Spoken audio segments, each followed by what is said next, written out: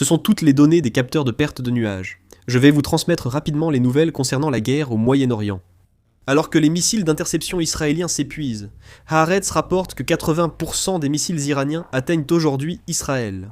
Le Hezbollah et l'Iran ont poursuivi les attaques avec des bombes à sous-munitions et roquettes pour épuiser les missiles d'interception, causant une réelle pénurie. Ici, à Téhéran, des avions de chasse sont visibles dans le ciel. On suppose qu'il s'agit de chasseurs israéliens. Près du quartier Kazan, dans le 16e arrondissement de Téhéran, on a entendu le bruit de chasseurs et on a vu de la fumée causée par des explosions. Nous sommes au Liban. Les combats entre les forces du Hezbollah et l'armée israélienne s'intensifient. Hezbollah continue d'attaquer les chars israéliens par drone, augmentant les pertes de l'armée israélienne. Après l'attaque à la roquette de la milice irakienne sur la base Victoria à Bagdad, plusieurs colonnes de fumée s'en sont élevées. Les flammes brûlent toujours intensément à la base militaire américaine Victoria à Bagdad. Des vidéos ont confirmé la présence de fumée à Armid Sharjah.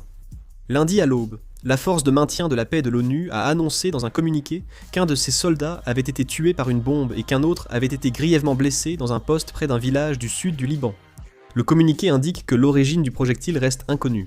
Le Financial Times indique que Donald Trump a suggéré que les États-Unis pourraient prendre le pétrole iranien en occupant l'île de Karg, principal terminal pétrolier de l'Iran.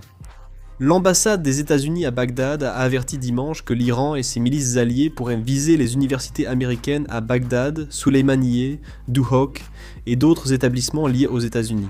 Cela fait suite aux menaces de l'Iran envers les universités américaines au Moyen-Orient.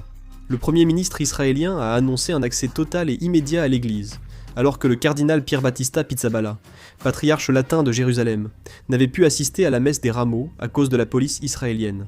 L'AFP indique que Petro, unique raffinerie des Philippines, s'est procuré environ 2,5 millions de barils de pétrole brut russe, en raison d'un besoin urgent. Petro a déclaré à la bourse des Philippines avoir accepté d'acheter du brut russe après l'annulation d'au moins 4 millions de barils, suite à la guerre entre les États-Unis, Israël et l'Iran.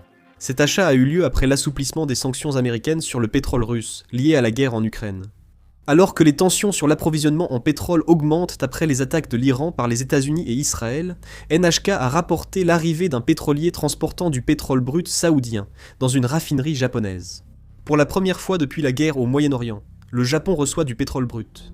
Anthony Albanese, Premier ministre australien, a annoncé une baisse des taxes sur les carburants, y compris le diesel, pour soulager les ménages face à la pénurie due à la guerre des États-Unis et d'Israël contre l'Iran. Dès que j'aurai d'autres infos, je ferai une vidéo et la publierai. Je vais terminer la vidéo. Merci.